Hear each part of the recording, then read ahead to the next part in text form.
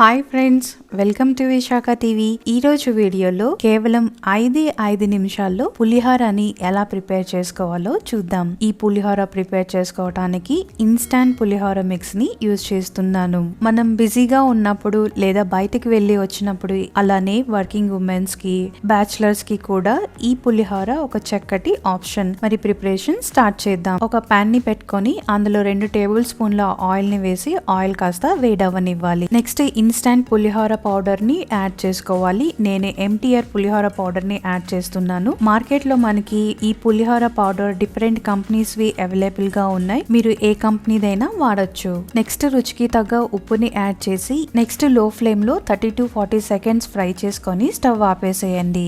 మరీ ఎక్కువగా ఫ్రై చేసుకోకూడదు, పౌడర్ చేయదనిపిస్తుంది. ఈ ఇన్స్టాంట్ పులిహోర పౌడర్ ని యూజ్ చేసి ఇంకా డిఫరెంట్ వెరైటీస్ గా పులిహోరని చేసుకోవచ్చు. అప్కమింగ్ వీడియోస్ లో అవి కూడా నేను పోస్ట్ చేస్తాను. నెక్స్ట్ ఒక కప్పు అన్నం వండి పూర్తిగా చల్లార్చుకొని యాడ్ చేసుకోవాలి. ముందుగా ప్రిపేర్ చేసుకుని ఉన్న అన్నం లేదా మిగిలిపోయిన అన్నంతో కూడా ఈ పులిహోరని చేసుకోవచ్చు. ఇప్పుడు దీన్ని నెమ్మదిగా కలుపుకోవాలి. మనం ఎప్పుడైనా పులిహోర చేసుకునేటప్పుడు రైస్ పూర్తిగా చల్లారి అలానే పొడి పొడిగా ఉండేటట్టుగా చూసుకోవాలి. అప్పుడే పులిహోర పొడి పొడిగా వస్తుంది, లేదంటే ముద్దైపోతుంది.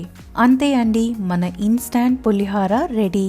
చూసారుగా ఎంత సింపుల్ గా చేసుకున్నామో. మరి మీరు ఈ రెసిపీని ట్రై చేసి మీ ఫీడ్బ్యాక్ ని మాకు కమెంట్స్ లో తెలియజేయండి. మరెన్నో టేస్టీ రెసిపీస్ కోసం మా ఛానల్ ని తప్పక సబ్స్క్రైబ్ చేసుకోండి. మా వీడియో మీకు నచ్చినట్టయితే లైక్ చేసి షేర్ చేయండి. Thanks for watching.